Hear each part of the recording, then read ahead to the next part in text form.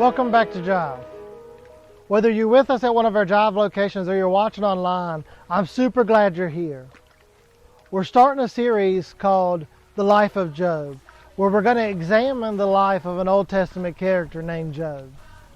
I want to start this series by asking you three questions. The first question is have you ever been mad? See, I know a lot of us guys, we get frustrated and we get mad and we do things that are stupid. We'll hit walls, or we'll break windows, or we'll say mean things. We just do stupid things when we get mad. Second question is have you ever been confused? And the third question is, have you ever been frustrated? See, I can remember as a kid in school, if I got a math problem I didn't understand, instead of wanting to work through my frustration, I would just get upset and I just want to quit. And my first reaction would be like, I'm done, I don't want to do this. Now, I got one more question. I don't want you to raise your hands, I don't want you to talk, I don't want you to say anything about it. But have you ever been mad, confused, or frustrated with God? See, a lot of times we're expected to come to church and we're expected to wear nice clothes and everybody's expected to look one way.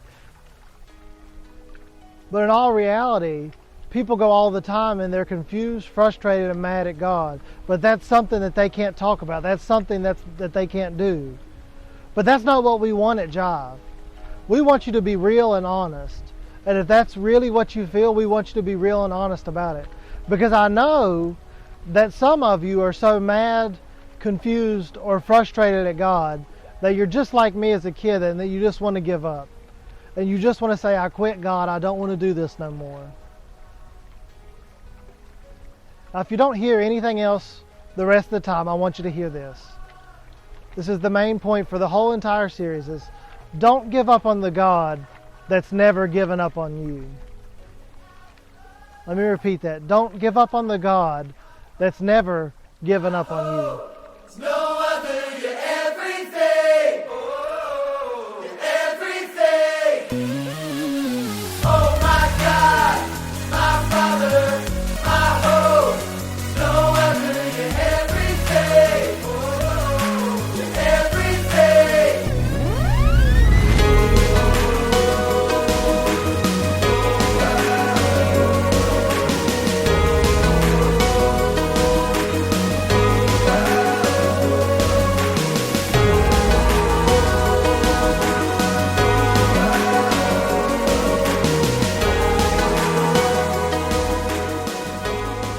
I know what some of you are thinking. You're thinking, I'm giving up on God because God's already given up on me. And I want you to think about it in a different way. Maybe you're listening right now because God's not done with you. Maybe you keep turning back to God because God's not done pursuing you. I'm going to give you a spoiler alert, and I'm going to show you what the end of your life could look like. Just like the end of Job's life. And that's in Job chapter 42, verse 12. And it says, the Lord blessed the later part of Job's life more than the former part. Meaning that the second half of Job's life was better than the first half. Here's what happened in the first half of Job's life. And the first thing that I want you to learn is that life is hard. Bad things are going to happen just because bad things are going to happen. We live in a fallen world. You've probably heard that over and over. And that just simply means that we live in a world that has sin in it. And that separates us from God. That separates us from perfection. So that leaves room for bad things to happen. See, a lot of Christians like to think good things happen to good people, bad things happen to bad people. Or I know a lot of people have heard it said, what goes around comes around, or that person got what they deserve. But the truth of the matter is no matter if you're a good person or you're a bad person, life is hard. Bad things are going to happen. See, the first thing that we get to learn about Job is that Job is blameless. He is called an upright man. So he has done nothing wrong. Job has a lot of money, he has a lot of wealth, he has a lot of animals, he has lots of kids, a wife that loves him. He sacrifices to God. He loves God. And then the next thing we see in his life is that Satan comes to God, and Satan says, or God says to Satan, where have you been? And Satan says, I've been roaming around the world, or the earth. And God says, have you seen my servant Job? Have you looked at him? And Satan says, of course I've seen him. Of course it's easy for him to be a follower of yours, because look how much he's blessed. Look at all the things you've given him. Of course he follows you. So God allows Satan to take away everything Job has. And the very next day, Job loses all of his animals, his money. In a natural disaster, he loses all of his children. He basically had a day from hell. And it says at the end of chapter 1, verse 22, that Job didn't sin by blaming God. He didn't sin by saying, God, this is your fault, even though all those things bad had happened to him.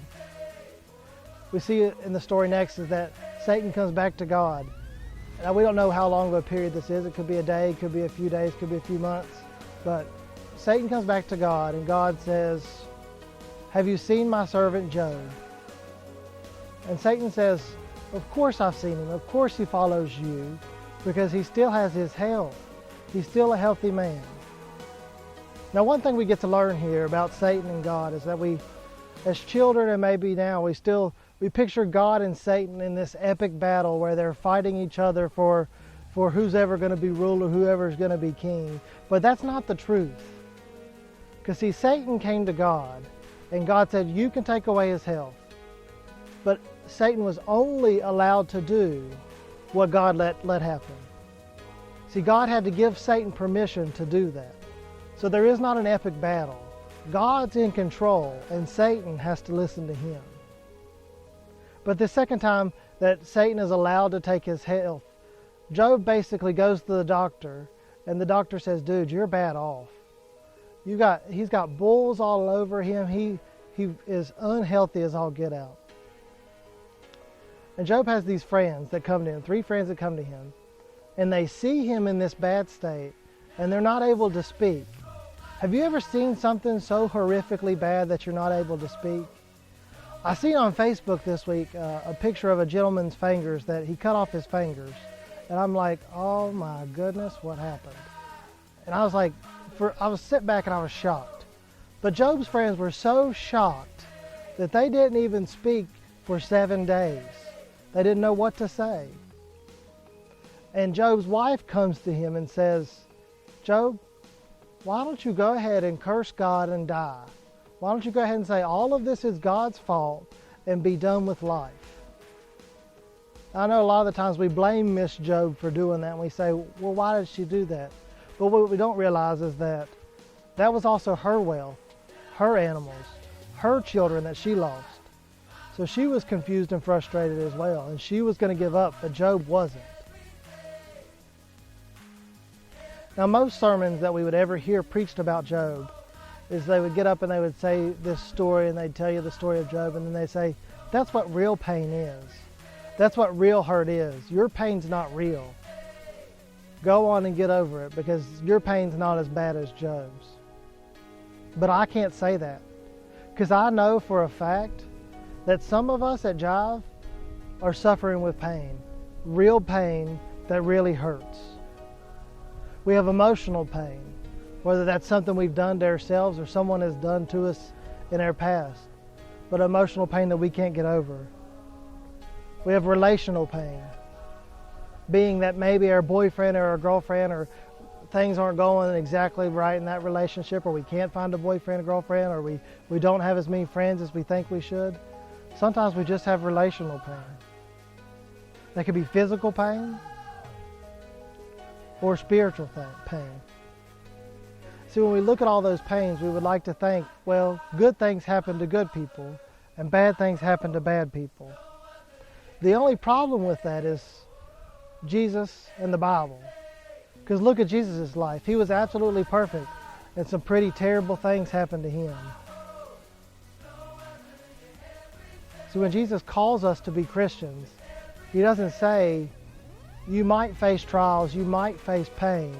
He says, no, if you follow me, life is going to be hard. You're going to face pain, you're going to face trials, and things aren't going to be easy.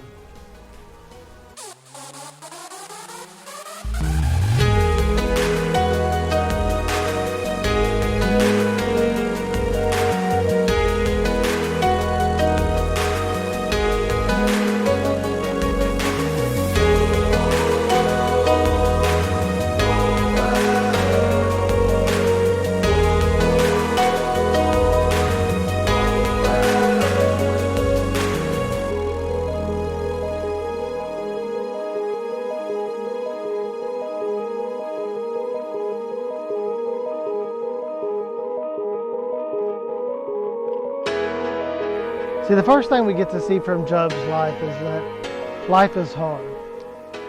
The second thing we get to see is that God is still God. See, when bad things come and bad things happen, are we going to look in a positive direction? We're going to say, you know, what's good in this? How can I find pleasure in this moment?